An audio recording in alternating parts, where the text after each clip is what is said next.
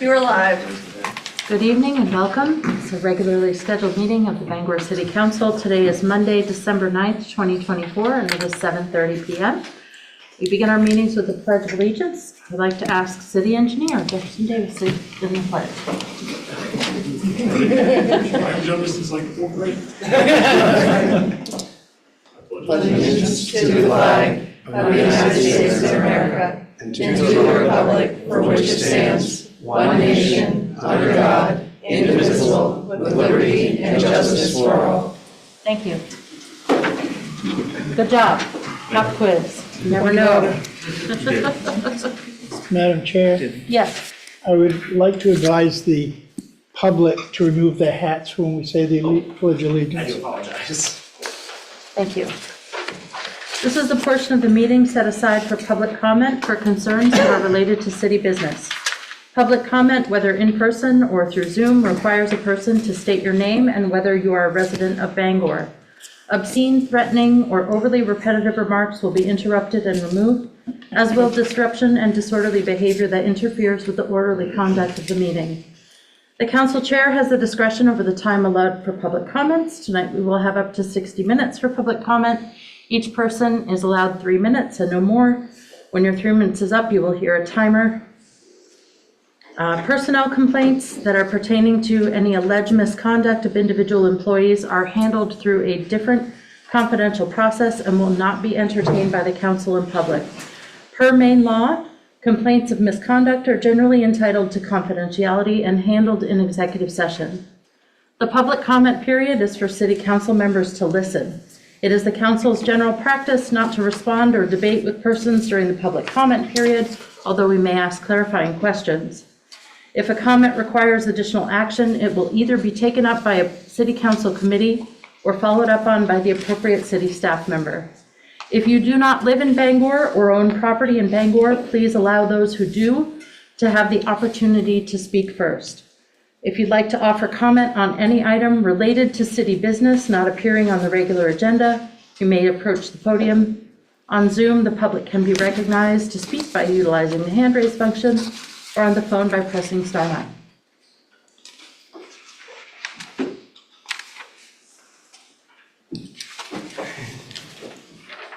I think I always end up going first, but I can't stand the silence.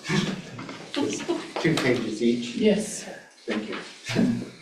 First that we Good evening, my name is Scott Party, and I'm a resident of Bangor. Tonight, I want to address a critical issue that has persisted in our community for nearly 5 years, the lack of a comprehensive recycling program. In an era where environmental awareness is paramount, it's time for Bangor and other communities under the MRC umbrella to take a decisive action. We must reinstate a robust recycling initiative that demonstrates our commitment to sustainability and the well-being of future generations. For almost half a decade, Bangor has been without a formal recycling program, resulting in significant environmental and economic repercussions. According to the Department of Environmental Protection, our landfill usage has surged by 50% since 2018. Also, according to the DEP, this increase is largely due to the malfunctioning plants in Hamden and Orrington, which were expected to handle our recycling needs. Recycling was halted based on promises made to us about the Hamden plant's capabilities, even before it was built. I urge the council to revisit this issue. I understand a tour of the plant was scheduled but canceled at the last minute. Has it been rescheduled? I don't know that. We are currently burdened with materials that could be repurposed or recycled, contributing to environmental degradation and wasting valuable resources that could benefit our economy. Despite what our city's website states, all household trash and recycling go into the same 96-gallon bin provided by the city. For collection, everything must fit in the bin with the lid closed, meaning nothing from these bins is actually recycled. It all ends up in the landfill. Reinstating a recycling program in Bangor is not just an environmental necessity, it is an opportunity for us to lead by example. We can look to other communities that have successfully implemented innovative recycling solutions. By investing in education and infrastructure, we can make our recycling efforts efficient and effective. Public awareness campaigns can engage our citizens empowering them to environmentally conscious choices. According to the state of Maine, increasing the size of Juniper Ridge was done because there is no other alternative. The city has selected someone from the city to sit on the MRC board, which is great, I think. At some point in the very near future, we will be faced with a disaster. And if we don't take steps and find a realistic alternative, we're really asking for trouble. So I'm asking the council and the city to please look at this. To me, it seems so obvious that we've been taken for a ride, and it's time to do something before something horrible happens. We've all seen it with the sludge from the waste treatment plant. All of a sudden was upon us. That disaster was averted, but next time it may not be. And I think if Wabanaki wins, then we all have to think about doing something different, which we aren't doing. The MRC stated that they are not looking at any other alternative. It's just mind-baffling to me. And I thank you very much for your time tonight. Thank you. Wait on time.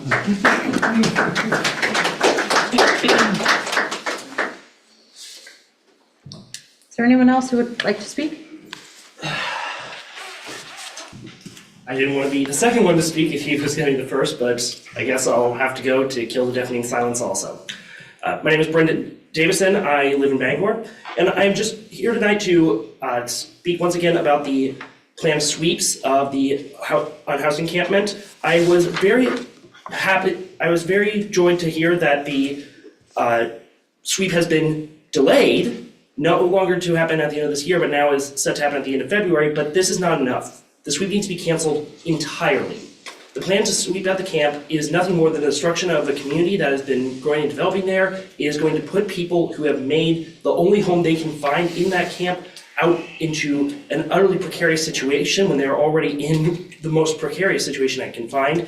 And the city must take action to actually help these people, not just sweep this issue under the rug and push this off to the sidelines and pretend that it isn't there. I get that it might be unsightly, but this is people's lives. People have made a life in that camp. People are thriving in that camp.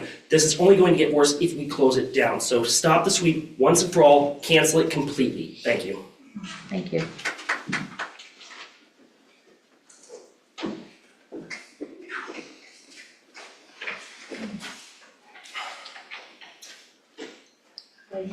My name's Suzette. I'm a resident of Bangor. I do not work for a nonprofit. This council has important decisions to make regarding Bangor's future and reputation. If you keep the encampment open, it becomes more dangerous for the encampment residents and the students at UMA. If you allow the tiny homes to be built at the same location, why would you expect any different result than you have now? Providing them with a structure will not take care of the underlying problem and will most likely increase these problems. A toxic environment does not improve by providing tiny houses.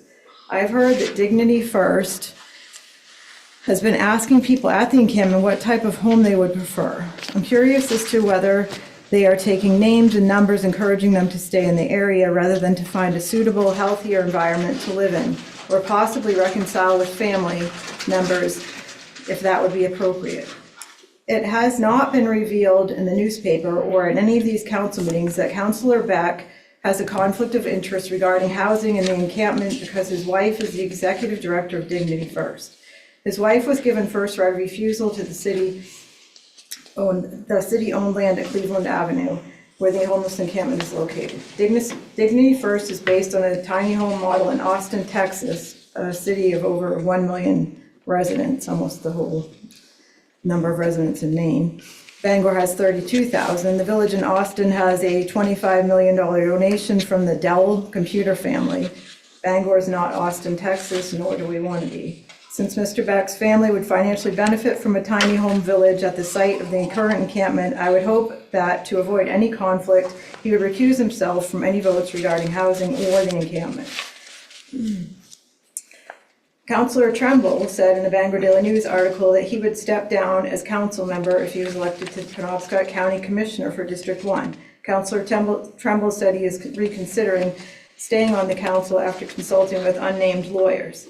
It's a violation of state section for Councillor Trumbull to serve on the council and also as a commissioner. I know that's a matter of semantics about if it's a councillor or a selectman. I would urge Councillor Chair to choose other members of the council to be on the city manager evaluation team other than Mr. Beck and Mr. Trumbull.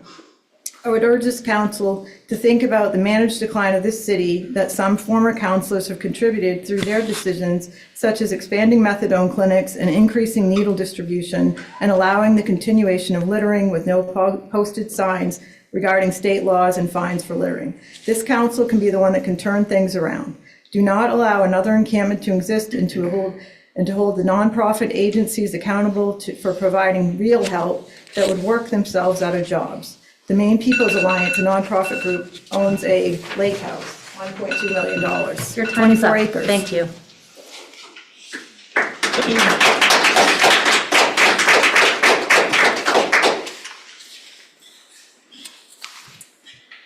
Hi, my name is Ellen Tarashi and I live in Bangor, and I'm here to read a letter on behalf of my healthcare colleagues.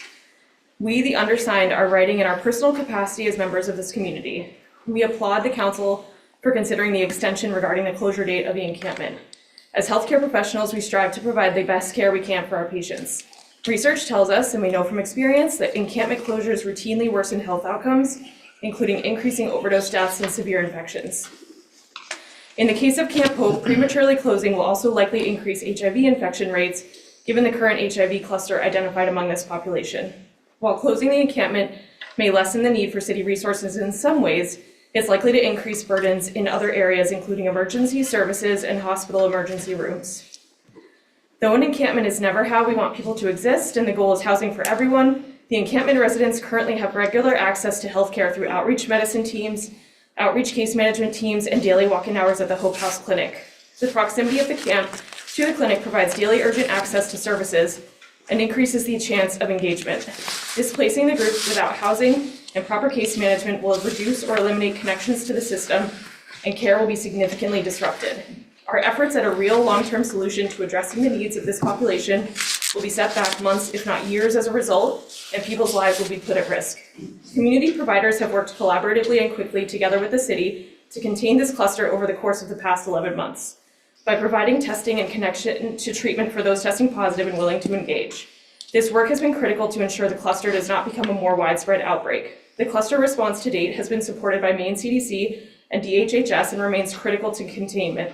Displacing individuals now means they are likely to get disconnected from life-saving medications and their essential medical care, and less likely to consent to testing and other vital activities. This imposes a serious risk to the individuals currently diagnosed and the community at large. Without well-planned medical follow-up and realistically identified resources easily accessible to this very vulnerable population, this epidemic will very likely worsen. It'll be challenging to find and provide care to those individuals who are unable to be housed and are subsequently displaced. When people are displaced, they are often forced to move to less safe situations or areas that are further out of view of the public. This will have a detrimental impact on individuals' health as well as the overall health of the community. Rather than utilize an arbitrary date for the encampment closure, we recommend supporting the robust community response to house every individual in the encampment and using data related to the number of individuals in the encampment, housing rates, available beds, and other key information to make a determination about the precise closure date. These are our most vulnerable neighbors who are already dispossessed in so many ways. Let us continue to treat them with the dignity they deserve and honor their autonomy to choose where they reside. Thank you for allowing us to continue to participate in the care of these individuals and the larger community by considering the delayed closure date. Thank you for your consideration. Thank you.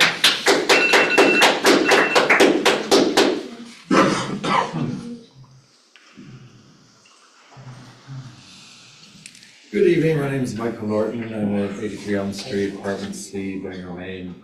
I hold a Master of Public Administration, and although I'm not employed in the ecosystem as of yet for healthcare or education, I have determined the requirements necessary for a vaccine for Parkinson's disease.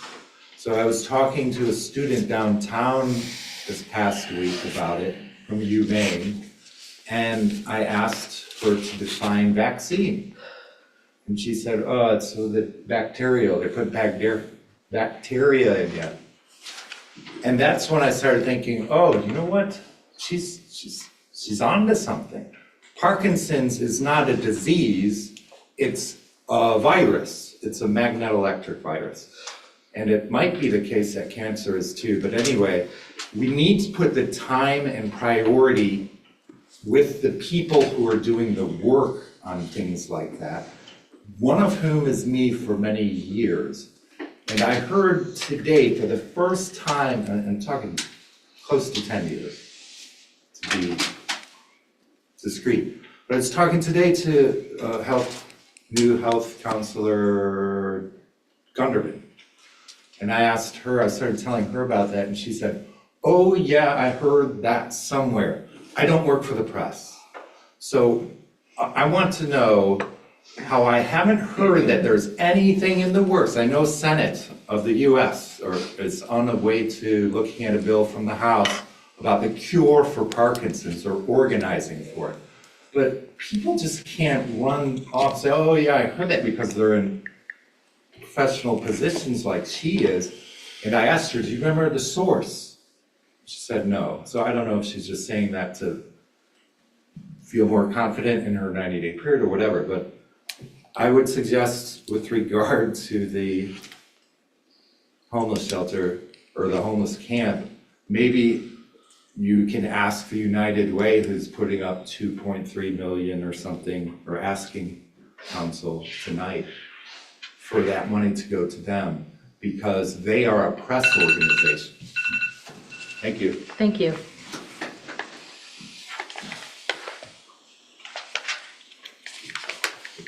Is there anyone else in the room who would like to speak? Seeing none, we'll go online. We have one hand. Mr. Dunbar.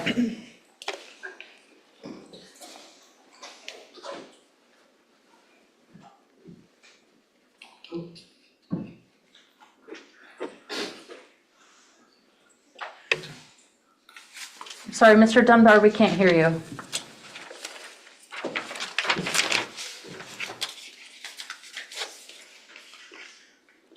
Okay, let's keep our eye on that. We'll go to the next person. We'll come back if we can.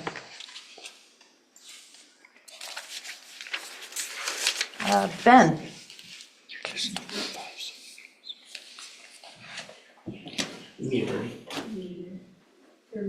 Moving right along. Hello, my name is Ben Frazier, and I am not a resident of Bangor, Maine. My partner and I are considering buying a property here in Bangor to use seasonally. We keep our primary residence in Florida for personal reasons, like our kids' college eligibility, but we plan to spend a good amount of time here. We help with the costs. We'd like to rent the property out as a short-term rental when we're not here in town. From what we've learned, this would count as a non-hosted short-term rental under Bangor's rules. And we know there's a 1% cap on these licenses. We've also heard licenses are issued on first-come, first-served basis. And as of last fall, there were about 136 short-term rentals in the city. This suggests there might be room still underneath the cap. Before we move forward, we have a few questions. How many non-hosted short-term rental licenses have been issued so far? And how many are still available underneath that 1% cap? Given the demand for the way licenses are issued, what's the likelihood of us being able to secure a license? And are there any changes to the regulations or licensing requirements on the horizon that we should keep in mind? We want to make sure we can use the property responsibly and follow Bangor's rules. Thanks for the help and thanks for your time. We get a contact for him. Thank you. Ben, if you would be willing to email counselors@bangormaine.gov, we'll make sure that we get your questions to the appropriate department and they can follow up with you. Great, thank you. I will do that. Thank you.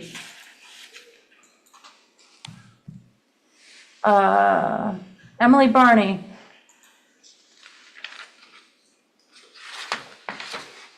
Hello, just good evening. In response to what the gentleman just said, that spoke sorry. regarding. I'm Pardon? sorry, you're a resident of Bangor? No, I'm not. I'm a resident of Frankfort and I work in Bangor. Thank you. Go ahead. Yep, 100%. Just where short-term rentals have contributed greatly to the housing crisis and lack of affordable housing for actual families.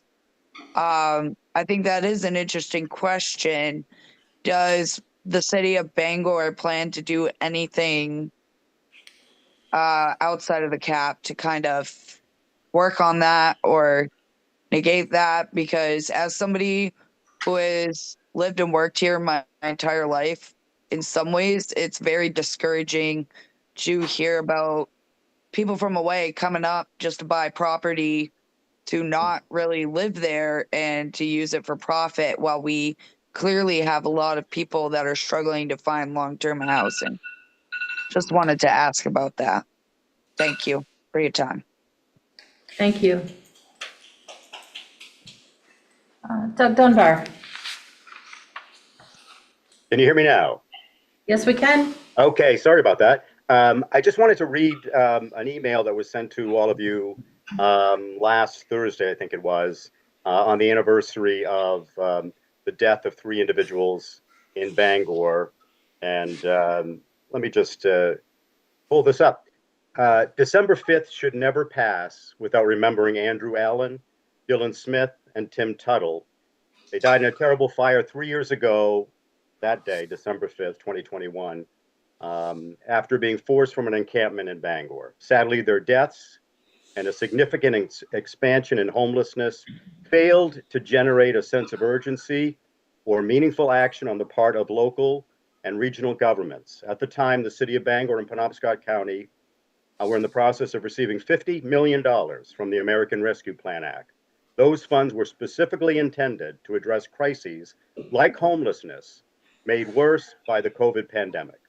Tragically, almost nothing was allocated to address the immediate crisis of homelessness, whether in the encampment or elsewhere in the city.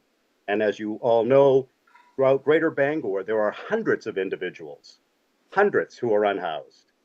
But sadly, almost not a dollar was allocated to the immediate crisis, and very little was directed to short or medium-term solutions. In fact, Bangor has many fewer shelter beds today than before those $50 million in funds were received. Many fewer shelter beds today. As we remember those lost on December 5th, 3 years ago, may we never forget that encampment sweeps and closures can be incredibly harmful when housing and supportive services aren't available, and when encampment residents aren't given the opportunity to fully engage in discussions and decision-making. Alarmingly, and all this has changed, this was written last week, alarmingly, the city of Bangor plans to close a large encampment behind Hope House by the end of December without ensuring housing or at least shelter beds for residents. Some have lived at Camp Hope for 3, 4, or 5 years, forcing people to leave their home. This is their home on December 31st, or at the end of February, if not much has changed, without appropriate housing alternatives would be an incredible mistake. Penobscot County Cares, a nonprofit that I helped to organize, is fully engaged with the working group process established by the city of Bangor. We provide water and food and phones and assistance with transportation, with assistance with laundry and showers and other things.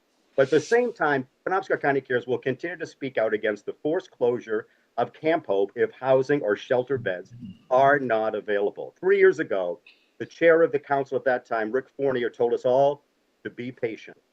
Just be patient. In the months and year ahead, he told us, we are working on it. We are got the ball rolling. Just be patient. Thanks a lot. Mr. Dunbar, your time is up. Thank you. Seeing no other hands online, we'll move to the consent agenda. Minutes of City Council meeting of November 25th, 2024, and Finance Committee meetings of November 18th, 2024, and December 4th, 2024.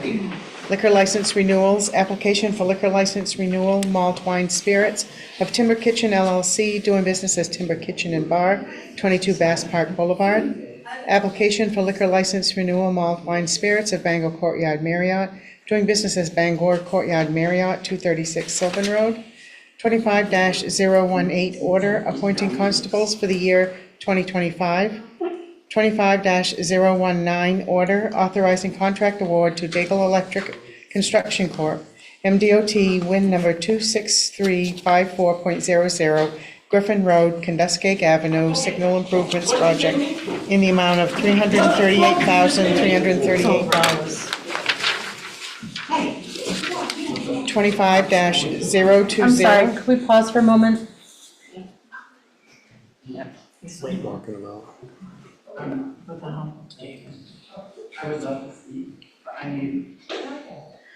Can we please, would someone mind closing the back doors, please? When there's noise in the hall, it makes it hard for people watching online to listen. Thank you. Thank you, Madam Clerk, go ahead. 25-020, order accepting a Community Connections grant offered through the Governor's Cabinet on Aging, Lifelong Means, Age-Friendly Communities and Livable Communities in the amount of $10,000. 25-021, order authorizing execution of a contract with Eastwood Contractors, Inc. in the amount of $438,020 for Hammond Street Storm Drain Extension Project.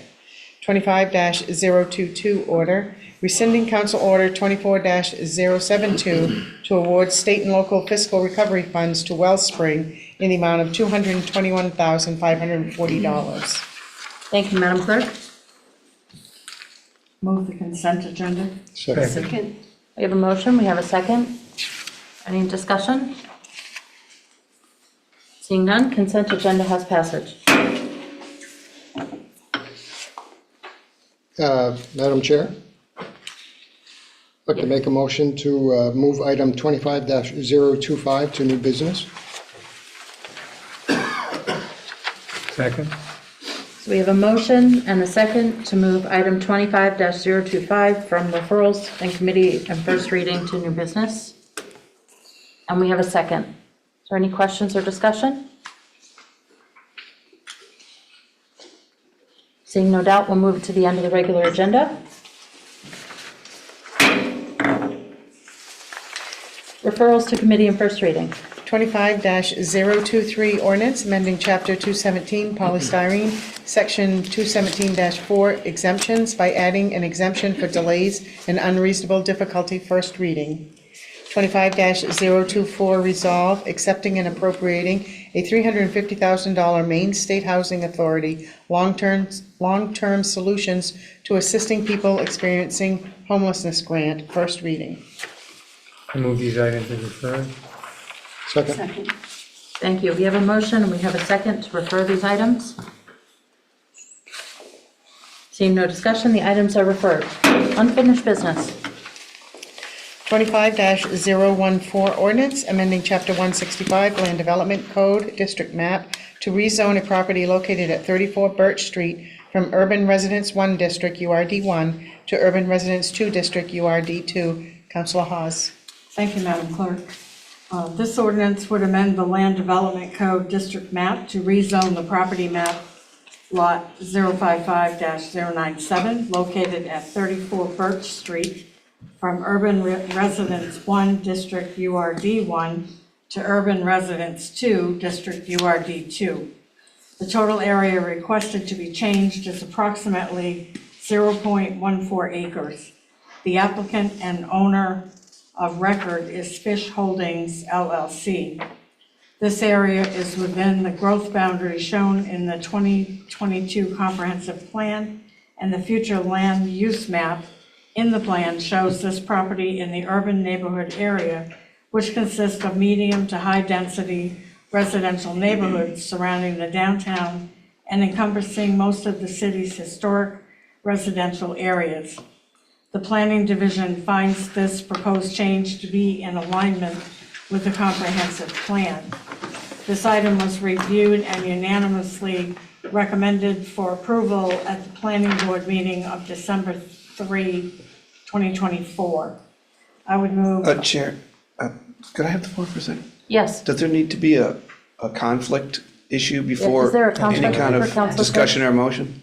Should I leave then, or, but I Yes, don't we, vote or anything? we have previously confirmed that Councilor Fish has a conflict on this item. So if you'll leave the room while we're discussing it.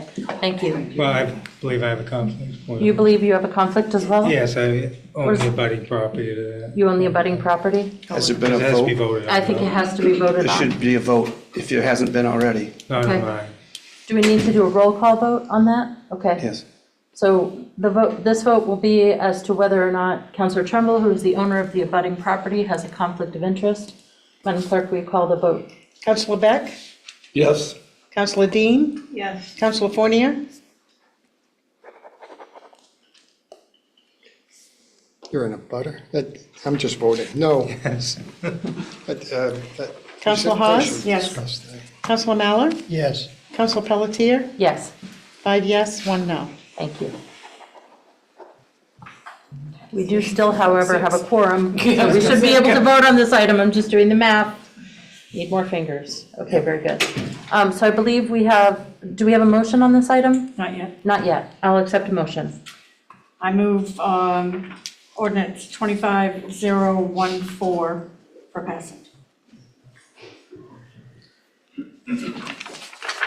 Second, sorry. We have a motion, we have a second. Any questions or discussion on this item? Seeing none, ordinance requires a roll call vote. Councillor Beck? Yes. Councillor Dean? Yes. Councillor Fournier? Yes. Councillor Hawes? Yes. Councillor Mallard? Yes. Councillor Pelletier? Yes. 6 yes, 0 no. Thank you. Item 25-014 has passage. Grab the other councilors.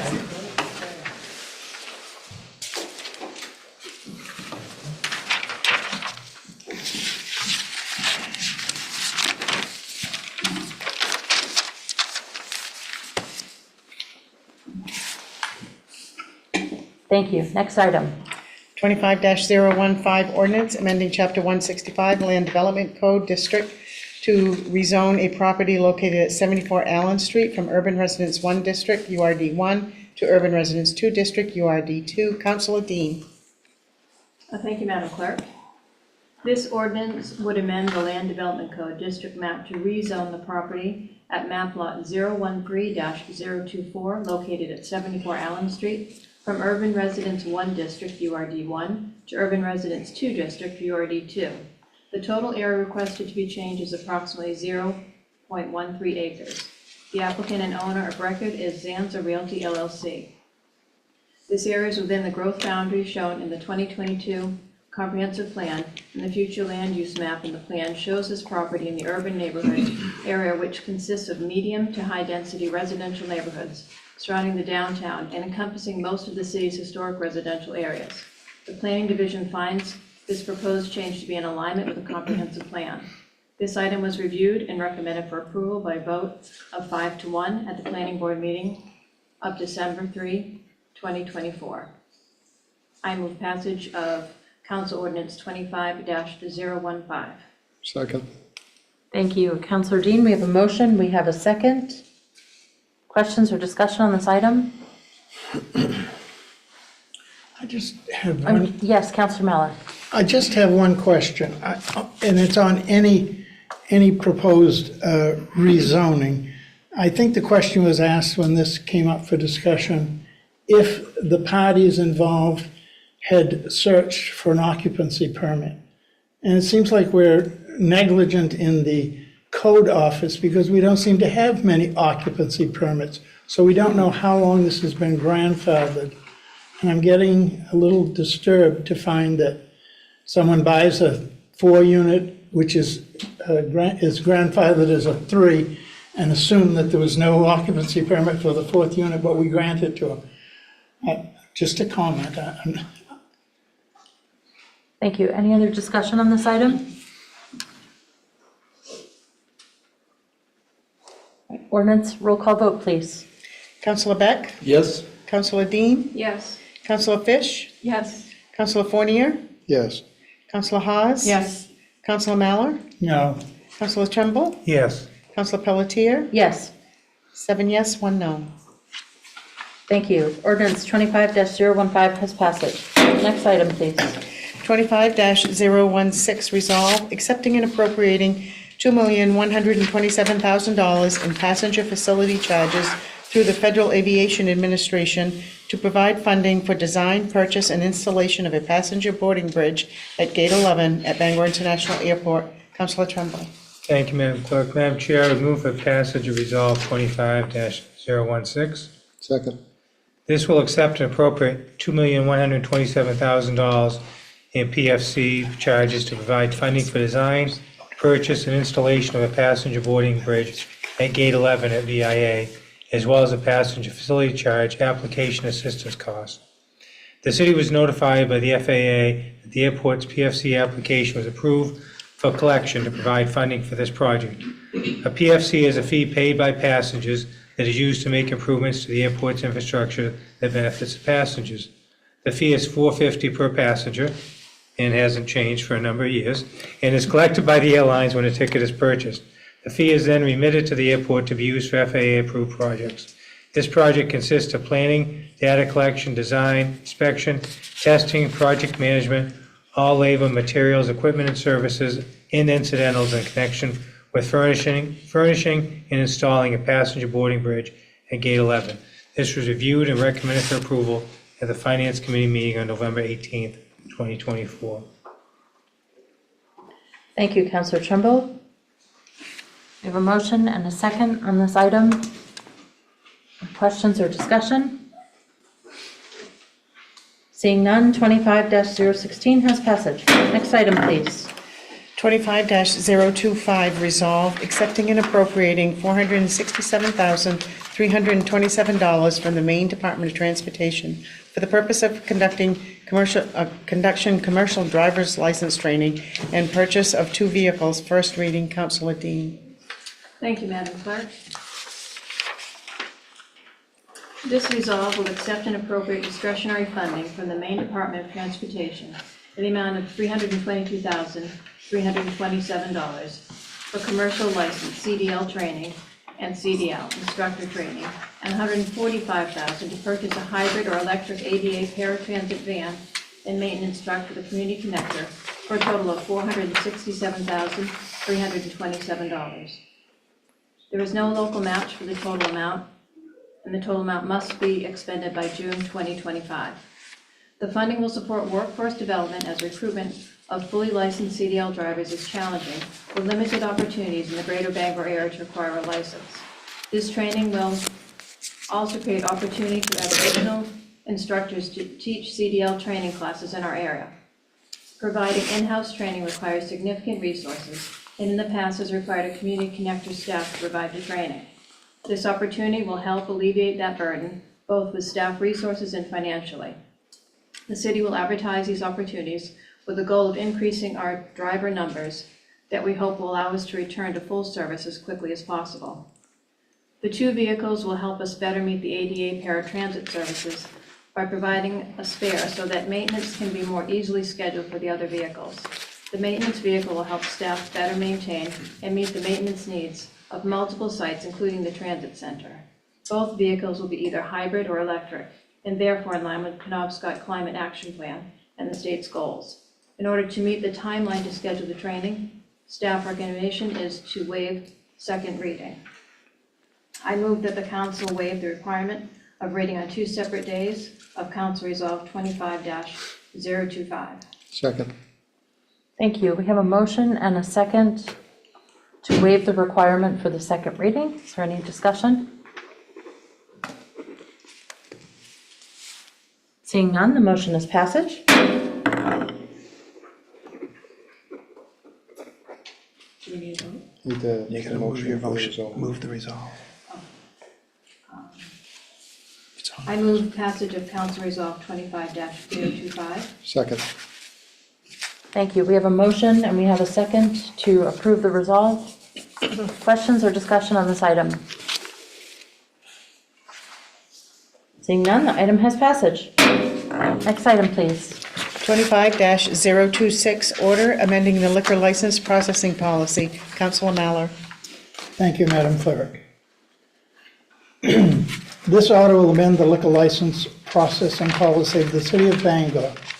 The Maine Bureau of Alcohol, Beverages, and Lottery Operations, BABLO, has streamlined its liquor licensing process. All applicants are now required to submit applications electronically directly to Babelo rather than first submitting a paper copy to the municipalities. Once an application is received by Babelo, an electronic copy is forwarded to the city clerk and approval is submitted electronically. This change was made to increase efficiency, reduce paper usage, and reduce the number of license extensions resulting from late filings.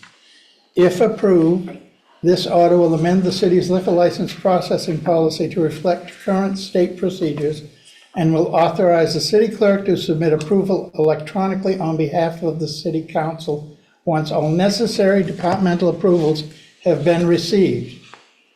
Only applications that do not receive departmental approval will be placed on the city council agenda under new business. This amendment will streamline the process, reduce the wait time for applicants, and will reduce paper consumption and records storage. This item was reviewed and recommended for approval at the Government Operations Committee meeting on December 2nd, 2024. I move Order 25-026. A second. Thank you, Councilor Mallon. We have a motion and we have a second. Questions or discussion on this item?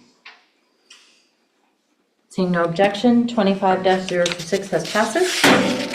I have just been advised that we need to go back to 25-025 by the city solicitor. The procedure for waiving a requirement of reading on 2 separate days requires a roll call vote with 2/3 of council members. So, should we start with that motion again? We'll have to redo that motion. Okay, and then redo the motion to waive the requirement and then vote again on the resolve?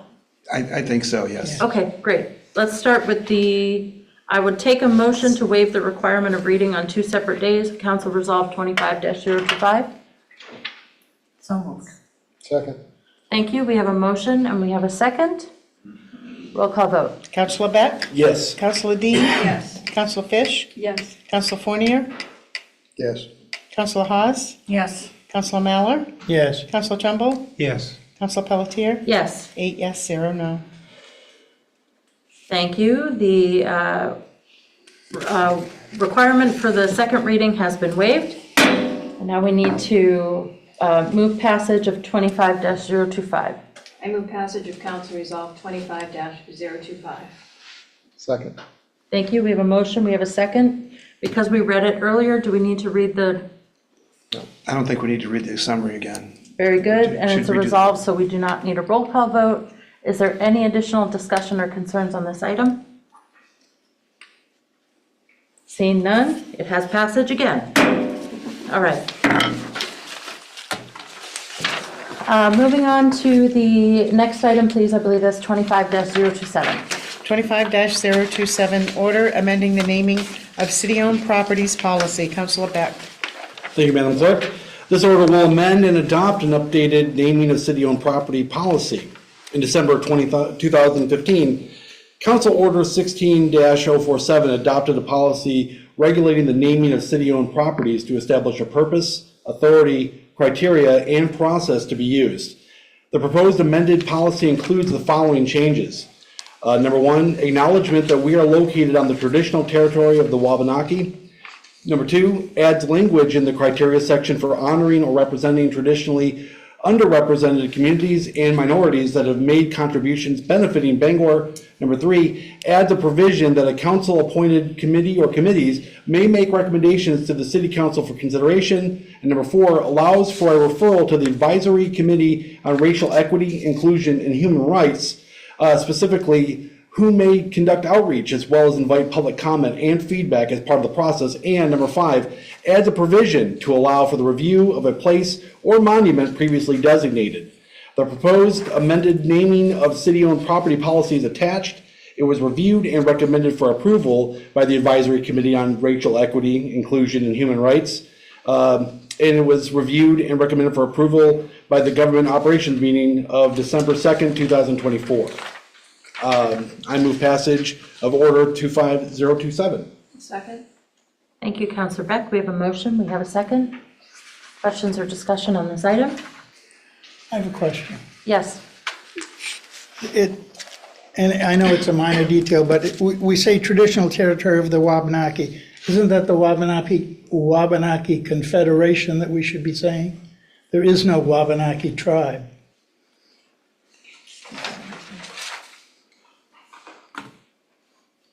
I would say yes. Apologies from staff for that. Yes. Other items for discussion?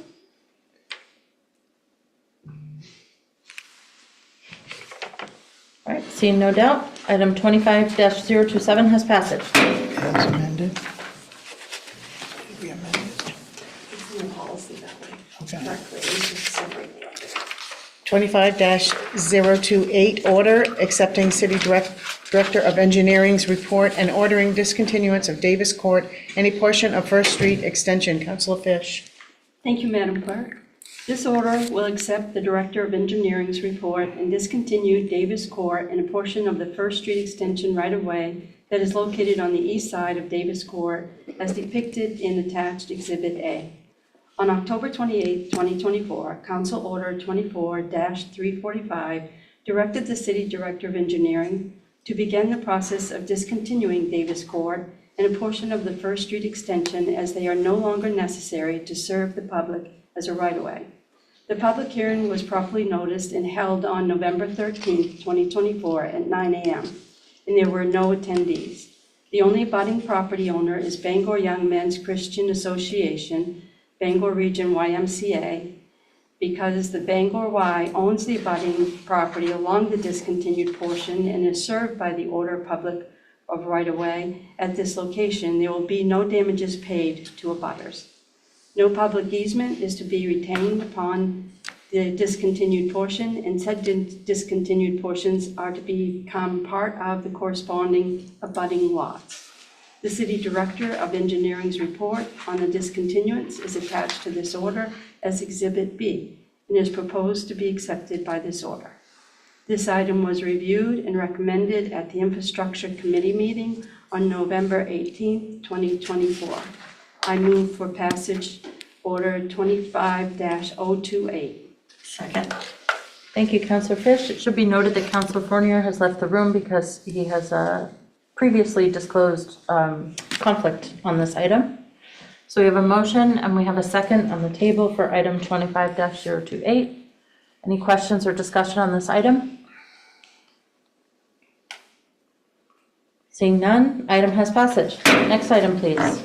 25-029, order amending Council Order 23-318, award of state and local fiscal recovery funds to Heart of Maine United Way by allocating unexpended ARPA interest earnings and releasing the federal funding obligation. Councilor Fournier.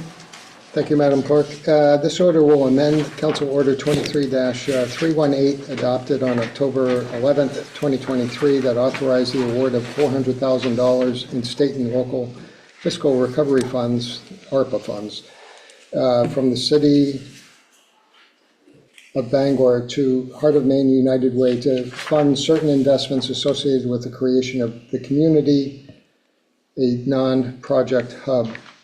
Heart of Maine United Way has assembled an advisory committee to shepherd this initiative, and as an organization, are currently vetting 2 potential locations. No final location has been identified at this time. This uncertainty has resulted in Penobscot County reallocating $350,000 originally awarded to support the community to another project, which may impact their current search process. While the City Council's commitment to the original application remains intact, the need to ensure all federal funds are properly obligated and expended for an intended purpose is paramount. Therefore, this order would rescind the allocation of federal ARPA funds and allocate unexpended interest earnings, the ARPA funds, in the same manner as federal funds. It has been the City Council's longstanding public commitment to utilize these funds to fund their identified ARPA areas of priority. The amendment further requires at least quarterly updates and is subject to the city council approval should the scope of the project vary from the original application. Madam Chair, I'd like to make a motion to move order 25-029. Second. Thank you, Councillor Fournier. We have a motion. We have a second. Councillor Trumbull. I just want to clarify one thing in the narrative here, that I actually was at the last county commissioners meeting, and they did vote to rescind the money, and they didn't take a formal vote, but in their discussion, it's their intent, if they, and the United Way comes back with a project, that they will do similar what the city did and use the interest money to still make that same contribution. So they didn't take a formal vote, but that was their discussion, their intent, I believe. Thank you. Any other questions or discussion on this item? Councillor Beck. During the workshop, when we discussed this, it was brought up about a potential deadline, maybe by the fiscal year end, June 30th, 2025. Is that still something that was, I'm not sure what came of that. We had talked about possibly putting that deadline as part of the renewed agreement. I'm looking at the city manager. I know, and she's looking for the agenda item. Lisa, do you have the item right in front of you? Yeah, so, can I? Yes. So, it states in here, at least quarterly updates and is subject to city council approval at that point in time. So I think inadvertently I said 2 quarterly updates. It should just be quarterly updates. I think the intention was to look at it in the spring and then maybe potentially, depending on how much progress they're making, look at it again at that point. Thank you.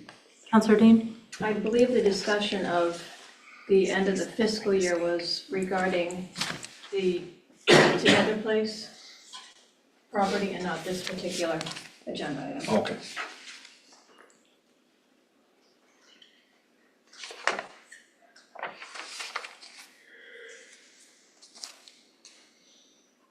Do we need additional clarification from the city manager? City manager's scrolling to the exact verbiage on the council order. The council order itself does not state a particular date certain. So if you would like to include a particular date certain, we can do that, but we will come back quarterly. And the council always has the right to revisit any of these orders. Yeah. Okay. Okay. Other discussion on this item? Does that satisfy your concern, Councillor Beck? Yep, it does. Yep. Okay. I'll appreciate Mr. Fournier for pointing that out. I don't see any doubt on this, so I don't think we need to do a roll call vote. Item 25-029 has passed. Final item.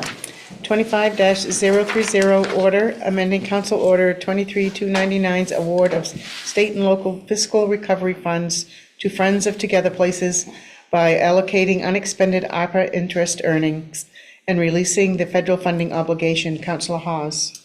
Thank you, Madam Clerk. This order would amend Council Order 23-299, adopted on September 25, 2023, that authorized the award of $375,000 in state and local fiscal recovery funds, aka ARPA funds, from the City of Bangor to Friends of Together Place to support the acquisition and renovation of a property in Bangor to provide housing opportunities for up to 10 low-income individuals diagnosed with a mental health disorder, including substance use disorders. Friends of Together Place have a realtor assisting in their search for a multi-unit housing opportunity in Bangor and remain confident and committed to identifying a property prior to December 31, 2026, despite the challenges presented by the current housing market. While the City Council's commitment to the original application remains intact, the need to ensure all federal funds are properly obligated and expended for the intended purpose is paramount. Therefore, this order would rescind the allocation of federal ARPA funds and allocate unexpended interest earnings generated by the ARPA funds for this purpose.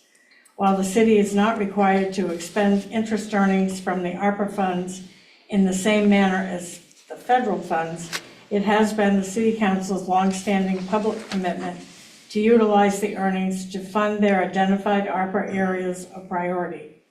The amendment further requires at least quarterly updates and is subject to City Council approval should the scope of the project vary from the original application. I would move passage of Order 25-030. Second. Thank you, Counselor Hawes. We have a motion, we have a second. Counselor Mallon. Just one quick question. I noticed that the original opera funds were to be used by December 31st, 2026. I assume that goes for these two, but does that mean acquisition and renovation complete by December 31st, 2026? I think, go ahead. It means expended. So they would have had to have completed the purchase for the Okay, I just 300 wanted to and be sure. invested. Yes. Yep, thank you. Other questions on this item? All right, seeing no doubt, 25-030 has passage. That is the end of the regular agenda for tonight. We have passed all the hurdles on this agenda. Appreciate everyone's patience. Any comments from staff? Just hand waves from the back of the room. Thank you. Council, closing comments for the evening. Councilor Mallard. Good evening. Councilor Fish. Good night. Councilor Hawes. Good night. Councilor Trumbull. I'm sorry, I'm gonna have to say a couple of things. First, I just want to say the parade was Saturday night was great. It was a little colder than I liked, and you did a great job with the judge up there. There were over 70, it was a great, I hadn't been out in a couple of years ago, over 70 entries in the parade. The city had a number of entries from Public Works, the airport, to the bus, to, we had quite a few, so it was great. The fire department and Bangor High Band was very good, and the state championship girls soccer team was in the parade, so it was a fun night. On a sad note, I just want to note the passing of former Mayor Mike Obey. It's hard to believe that it was 25 years ago that Mike was council chair. It was my first year on the council, and he was a great council chair. Mike had been, he's from Biddeford, but you didn't know it once he moved to Bangor. He was all in on Bangor. He went to BC, Boston College. He was very proud of his, being a very proud alumni. He always had a great tailgate at the Boston College football games. I was able to go to a couple of those, so it was a great time.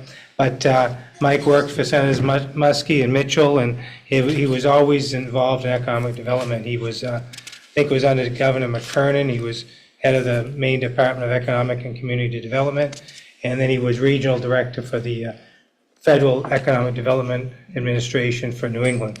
And he also was twice ran Eastern Maine Development Corporation. And while he was on the council, when he was at economic development, he didn't just focus on the cities or focus on Bangor. He was focused on the fisheries down east. He was involved in forestry. He really just had a breadth of knowledge on economic development, which was unparalleled. And when he was on the council, he brought that knowledge to the city. It was under his term on the council and under his leadership that we actually attracted the National Folk Festival in Bangor. I did start that year, but it was that spring, actually it was in the middle of winter, they came to Bangor and saw a very desolate waterfront that was covered with snow, and somehow they were convinced that this was a place to come, and it worked out pretty well for a number of years. And in 2000, that was the first time you heard the term Racino, and it wasn't until a couple of years later that the referendum passed for the racetrack to be used as a betting. That was really impetus to allow us to build the Cross Insurance Center. We actually, that year in the spring, we went on a trip, actually it was in the fall of 2000. We went to New York and we visited a number of facilities that had conference centers and arenas, and really got some ideas on what we wanted to see in Bangor, even though it was a few years later before it finally happened. But we really got some great ideas on how we needed to have breakout space and meeting rooms.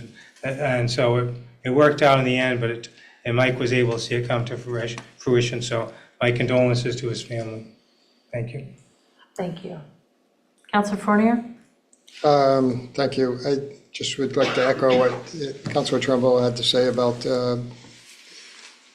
former Mayor Obi. I knew him for, I don't know, just about 30 years in various aspects, and it was really his drive for economic development that really helped a lot in this area. And as Councilor Trumbull mentioned, down East Maine as well as northern Maine. He was a good person to know and put you in the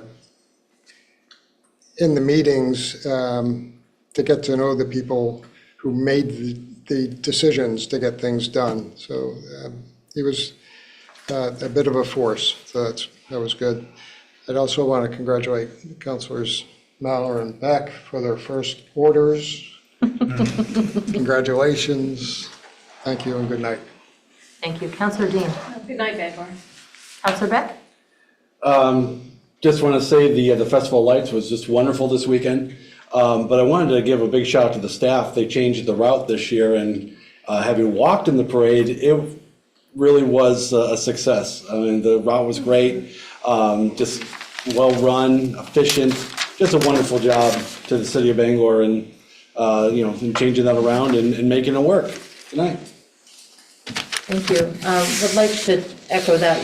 It was a highlight of my year last year and very much a highlight of this year, be able to be a judge in the Holiday Lights Parade. I think to be punny, there is no event where Bangor shines more brightly. It was beautiful. There were so many incredible floats. I was very impressed with the Bangor High Drumline, being a former drumline band nerd myself. And just want to express heartfelt thanks to the Rotary, to all the volunteers, and to the incredible city staff, Parks and Rec, the police department, the fire department, who all came together to make it happen. I was talking with people before the parade started who came from Glenburn and Milo and Newport and all around just to come to Bangor to see the parade. So it really speaks well of the city, and hope that it has ushered in good holiday vibes for everybody. With that, thank you very much. Take